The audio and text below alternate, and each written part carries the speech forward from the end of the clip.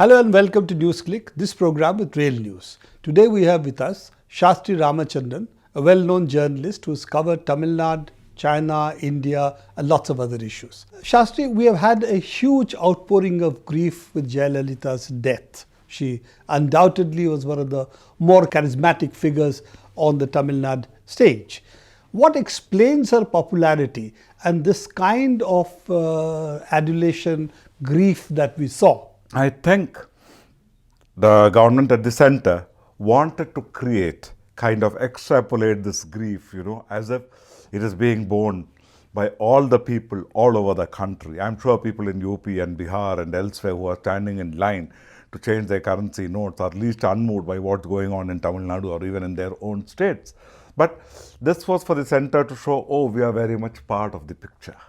So everybody wanted a stake in her popularity, and her popularity, which has not disappeared or been buried with her, it is still alive as a political legacy to be cashed in upon. So what explains this popularity? I think MGR was hugely popular, and actually there is also a cadre base. That the difference in the votes polled by the DMK and the AIDMK in any elections is, I think, always less than 4 or 5%. Sometimes it is only 2 to 3%. The difference between the two. Because you have the cadres, and the DK cadres are split down the middle, right down to the district from the state level. The DK being the original the mother Dravida party. Kazhagam, which is the movement that came of the Justice Party movement, of which the DMK and the ADMK are parliamentary political parties.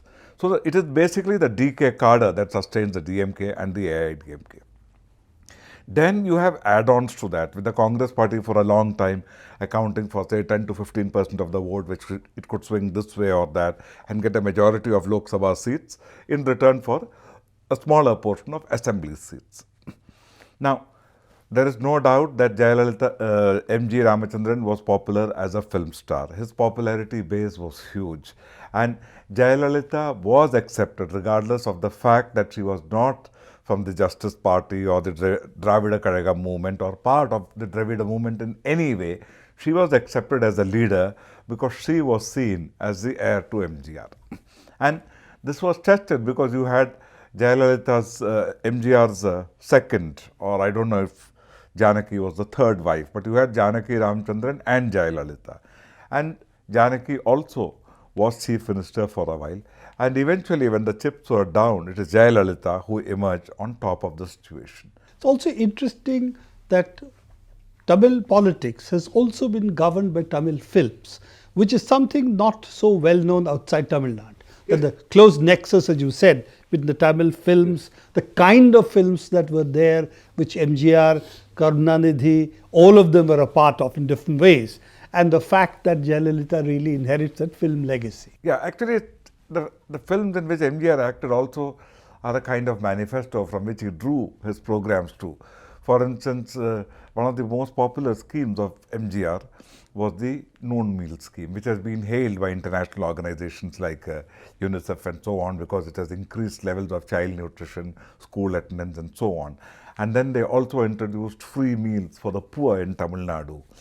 And Jayalalitha went further and she introduced free meals for Muslims with biryani and eggs and things like that. So you had a large number of welfare measures. And when I speak of films, one of MGR's earliest films was a film called Annamittakai, The Hand That Feeds.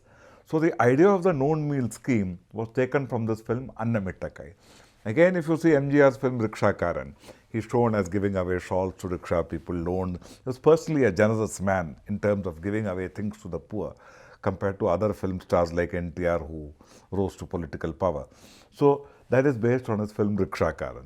And so many of the things that he did, he derived from his films and the script writers of, largely influenced by the communist parties, the Dravida movement, their manifesto and their egalitarian outlook, everything. It's an interesting point you're talking about. Yes. That both the parties, yes, and Jayalalitha definitely, yes, built themselves on welfare. On welfare. A lot of it was welfare. Yes. And it's also interesting, it goes against the current ethos, which yes, argues yes, that austerity is what government should practice, yes, welfare is wasteful. Yes. But if you see Tamil Nadu, yes, all the indices that if you see employment, the growth per capita, No, GDP. economically, it's among the top among three the top states in the country. Yes. So the welfare has not caused the kind of impact it's supposed to do if you take austerity economics into account, which actually Gujarat follows. And Gujarat's a very interesting counter example.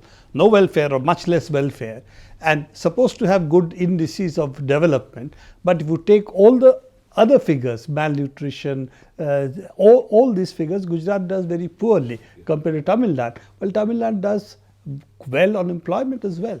Yes, I just want to quickly kind of take the schemes that have been there, because we can trace the kind of reinforcement of Jayalalitha's popularity based on MGR and the ADMK and the Dravida. What really kind of reinforced it is the slew of schemes she came up with in recent years. For instance, salt. Salt is very essential. You had Amma salt, then you had Amma bottled water, you had Amma pharmacies and Amma theatres where tickets would not be more than 10, this thing. So this Amma... And Amma canteens. And I have been to these Amma canteens, and it's really amazing. I don't know what is the nutritional value of it, but it definitely leaves your stomach full. Maybe there aren't enough vegetables in the sambar or dal in the sambar, but you can eat for a full day, 3 full meals for less than 12 rupees. I don't think it's possible anywhere else in the world except in Tamil Nadu. Then there are things that are less known. For instance, they give 1 lakh rupees is given across the counter if anyone has a heart problem and requires a surgery. And this is open to all people in Tamil Nadu who are poor. All they have to do is take their ration card and go, and they go to the hospital. So no hospital turns away a person for surgery because money is required. Then there is a good hospital network, unlike Gujarat, for instance. A very large percentage of the population is covered by hospitals, government hospitals in Tamil Nadu, which has a large number of private colleges. Today, I think the total number of colleges are nearly 39 medical colleges compared to what was only 11 government medical colleges. So you have this welfare net, which is huge. Education is very good. You have government arms competing with each other. You have not only government schools, government girls' high school and boys' high school, but you also have corporation schools in places like Chennai, which produce much better results than many of the private schools. Next issue, after Jayalalitha, who of course this has been no question. Now, Shashikala, who was her close companion, she had earlier sort of separated from her family to say that she was going to be only part of Jayalalitha's family, as it were. Now, she is emerging apparently as the heir apparent. But her family, Shashikala's family, seems to have moved back with her. So the old charge against Shashikala that this led to a lot of nepotism, a lot of family getting prominence, all that may come back. So how do you look at the succession issue within ADMK? To the Tamil voters, these are all very remote democratic issues. They are entirely theoretical and abstract. They are not concerned with these things at all. For them, it is Amma. After Amma, will it be Chinnamma for the people in the area? Chinnamma being Shashikala. Shashikala. And in the DMK also, it is a family enterprise. Now, for the time being, the ADMK is also a family enterprise led by Shashikala. But unlike the DMK, one does not know how independent or autonomous the ADMK is. What you have in Tamil Nadu is not the government of Shashikala. She might be the one who can press the switch, but the one who's got the socket and plug is Mr. Narendra Modi in Delhi. This is actually Modi Sarkar by other means that you have in Tamil Nadu right now, where they have kind of manufactured a consensus among the various factions in the AIADMK to have a particular person as chief minister, and to also allow the power centers below and behind the chief minister to function. This is the first stage of the operation, which I see as a holding operation, while they try to see who are the others who need to be accommodated, what kind of negotiations should take place, who shall be the intermediaries. Now, Shashikala's family, it's a very complex network. Not everybody in the family is with her. There are reports that she is estranged from her husband, and her husband is a political entrepreneur in his own right, much like Shashikala. And they were to have local body elections in December. Until the local body elections are held, which will not be in December now, one will not know whether Shashikala can hold the operation. As of now, the government of India, they call it stability, but the real reason is they would like the ADMK without getting split, without being broken or anybody chipping away at it, to remain in office at least till August next year, till the president and vice president are elected, because the AIADMK has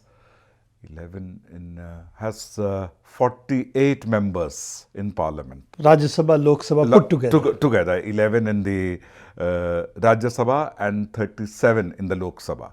So this is very important. Plus the votes of all the MLAs. These are very important for the BJP to be able to have their own president when President Pranab Mukherjee retires in July 2017. So this is the prime consideration. Essentially, one part is the Tamil Nadu politics, other is what is going to happen in the centre. Yes. And what you're saying is that right now, AIADMK is actually being held together by also central governments needs to have the votes for the president. Yes. And therefore, the stake that the central government has, the Modi government has in AIADMK to stay united behind probably Shashikala as a figurehead. Yes, it is being held up by up like this. Yeah. But in the long term, we have to see how the things politically develop. Not very long term. In a few months, one might see. There might be changes because there will be winners and losers. And this is a kind of necropolitics. I mean necropolitics not in the extreme academic sense in which it is,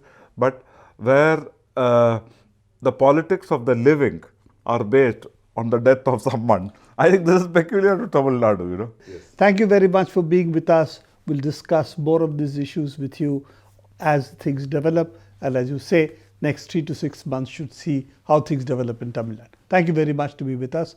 This is all the time we have today for NewsClick. Please keep watching NewsClick for further episodes.